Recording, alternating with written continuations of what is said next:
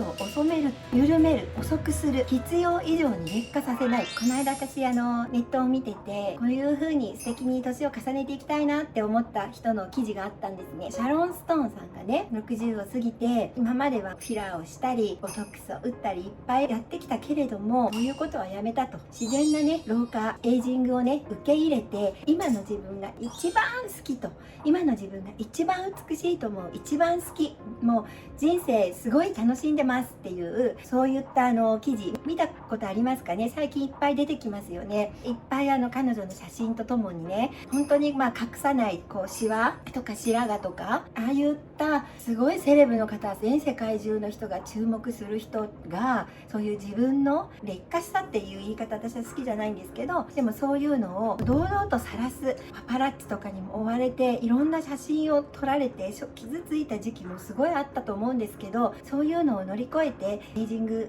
の進んだ自分が、今の自分が一番愛おしいって、この間サラ・ジェシカ・パーカーさんもそういうふうに言ってましたし、サラ・ジェシカ・パーカーさんももう本当にシワも深いし、首とかも手とかも白髪とかも結構すごく出てきちゃってるけれども、でもそういう自分のが一番愛おしいっていうふうに言ってますね。ジョディ・フォスターさんとかもそうですね。隠そうとしないし、着飾ろうともあんまりしないし、受け入れていますよね。そういうのってすごく相反する人はね、必死になっていっぱいいろんなものを詰めて、唇とかほっぺとかすごいどんどんやればやるほどジョーカーみたいな顔になっていったりするじゃないですか。でそれに気づいてやめて、綺麗に年を重ねてストレスなく重ねていくっていう方を選ぶ人と、徹底的に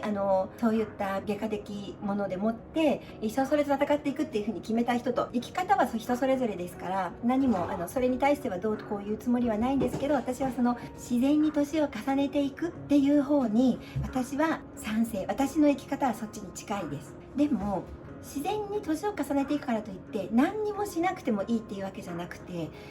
老化する、細胞が劣化するっていうメカニズムを知って、でその上でその劣化する速度を遅める、緩める、遅くする、必要以上に劣化させないっていう、そういう考え方っていうか、そういう理論っていうのはあるんですね。それをね追求していきたい。そこは追求していきたいの。白人の方はね、私たち黄色人種よりもエイジングが進んできたら大変だと思います。メンテナンスが。なぜかっていうと、白人の方ってそもそも持っているメラニン色素が私たちと違うんですね。メラニンには2つ種類があって、ユーメラニンっていうのとペオメラニンっていうメラニンの色素があるんですよ。ユーメラニンっていうのはどっちかっていうと茶色いから濃い黒い、こういった私たち東洋人っていうのは黄色人種っていうのはユーメラニンがたくさん含まれているメラニンなんですね。で私たちの中でもものすごい色白だったり、目が茶色かったり、髪もちょっと色素が茶色い人いますよね。そういう人はユーメラニンよりも少しフェアメラニンが少し含まれている人、100% ユーメラニンの人は黒人の方、あと白人の方は本当にフェアメラニンが多い、ね、そしてメラニン色素が神秘層を守るために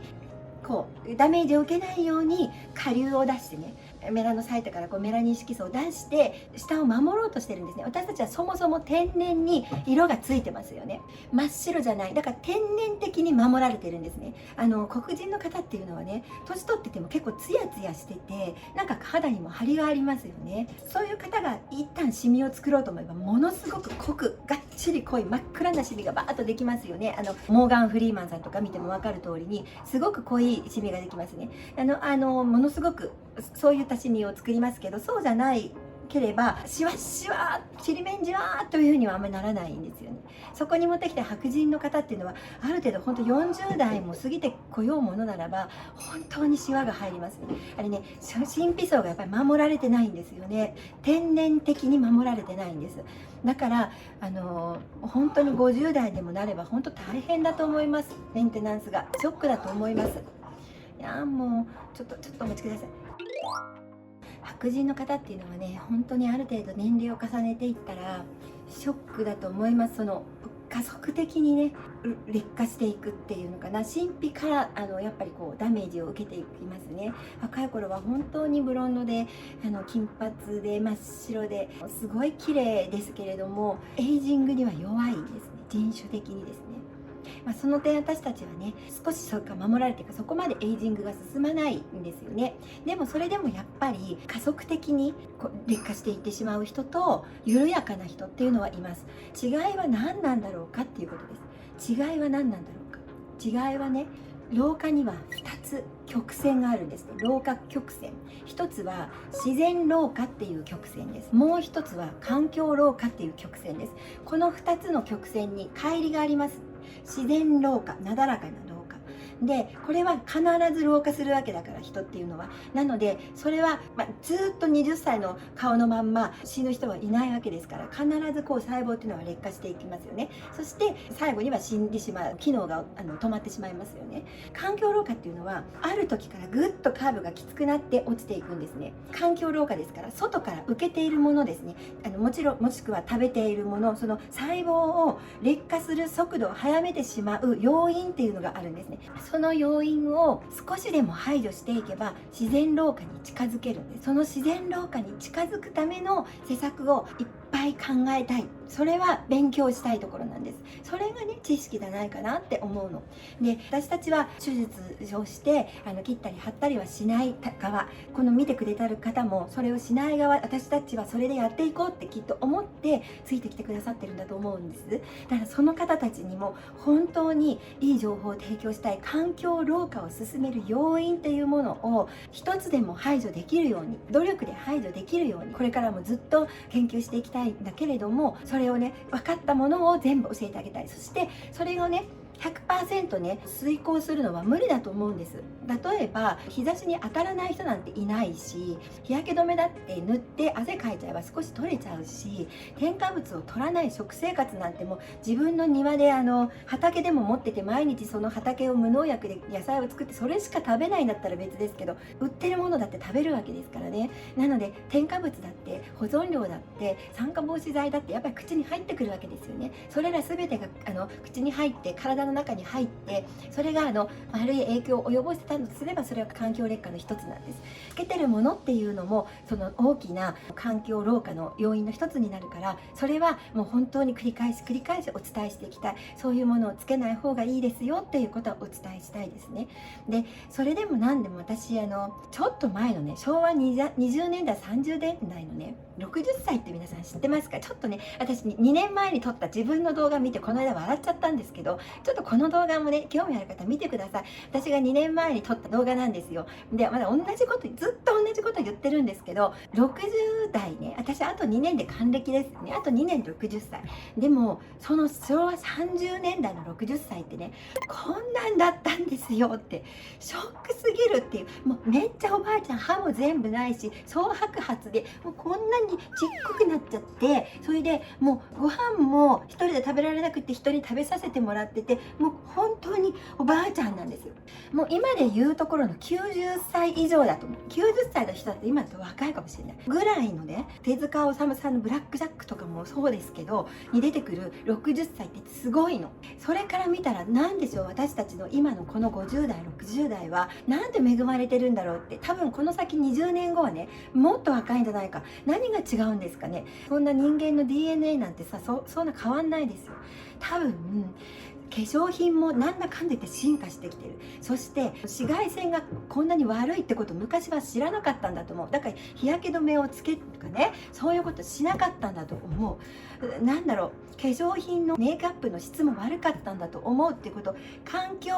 老化をめちゃくちゃ進める要因が多分昔はいっぱいあった。昭和20年代30年代、それから見ればどんどん研究が進められてきてここまで来ましたよ。58でもあと2年で還暦でも、あの時のね、漫画見てくださいね。これがスタンダードな60歳だとすれば、歯も全部あるし、髪の毛だってこんだけあるしさ、こんなシワシワじゃないし、結構人類の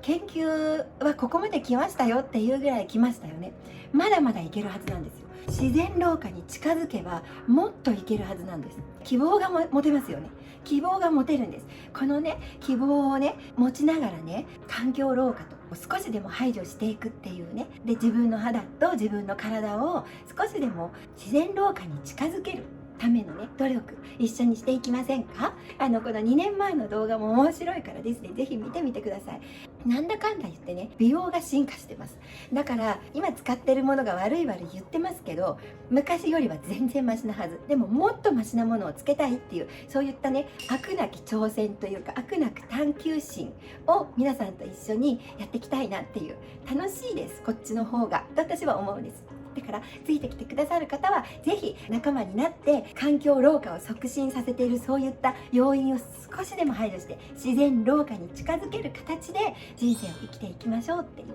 そういったねお話でしたはい、共感いただけた方はぜひいいねのグッドボタンとチャンネル登録の方もよろしくお願いします。本当猫がうるさすぎて気が散ってすいませんでした。申し訳なかったです。今なんで話が終わってからそんなおとなしくなってるんだろうっていう、なんか私がね家で動画撮り出すとなんか邪魔したくなるみたいなんですよねすいません。今日はこの辺で。では皆さんおやすみなさい。はい、ご視聴ありがとうございました。レイテノールでは今年オンラインスクールを開講いたします。正しい知識をつけることでお肌は必ず綺麗になります。皆さんオンラインスクール楽しみにしていてくださいね。詳しくは概要欄からよろしくお願いします。ご視聴いただきありがとうございます。いいなと思ってくださった方はグッドボタンをお願いします。最新の動画をご覧になりたい方はチャンネル登録をして隣のベルマークを押すと新しい動画を見逃しません。それでは次回の動画でお会いしましょう。ありがとうございました。